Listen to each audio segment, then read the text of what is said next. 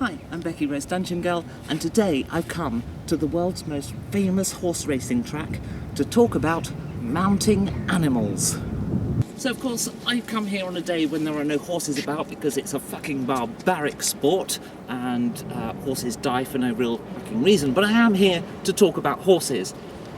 And de mon droit, because, you know, I'm here, there's a royal crest there in French. I thought we voted that out. Goodbye, monarchy.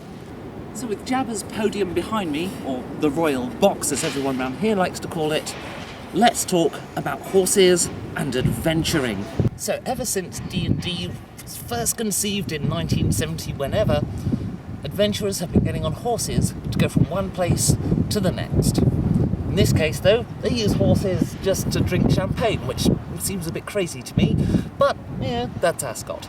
So, we've got horses.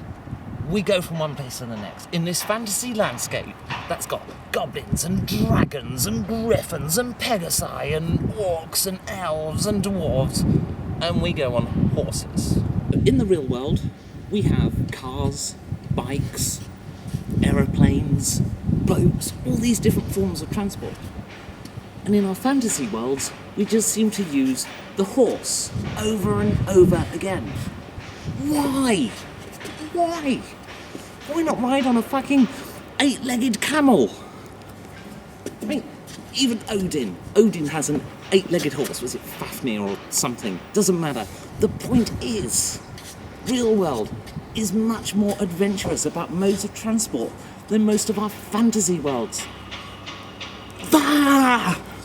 Now, there are some good GMs around, so whilst I was walking around Ascot, I happened to find one sitting on Ascot's a bench like nowhere else. Quite why they call it that, I don't know fucking know. Anyway, let's go ask, have you used a mount other than a horse?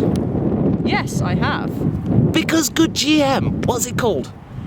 I can't quite remember, but... See? So much fantastic... What? No, I can't quite remember, but it was specific to the place, Telcare. It was a smaller mount than a horse, kind of like a hairless pig. That's probably the best way to describe it. How fucking awesome and fantasy is that? So, in your games, put hairless pigs.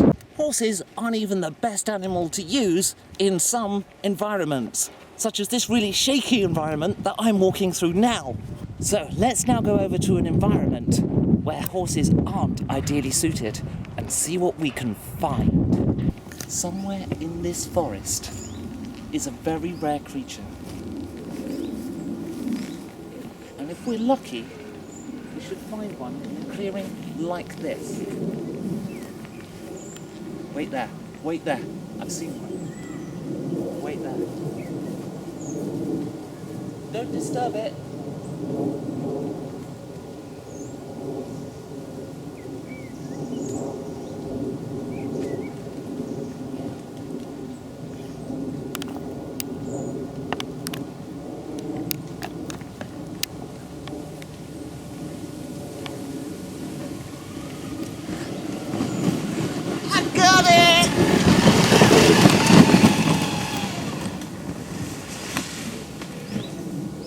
So, when travelling, there are a number of options that are available to the typical group.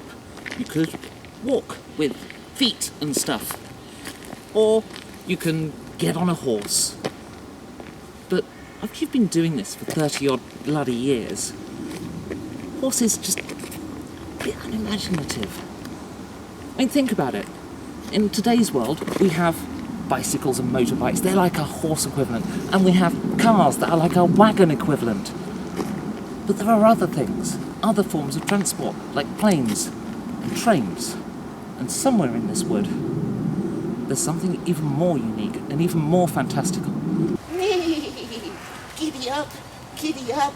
And if there's something fantastical in the real world,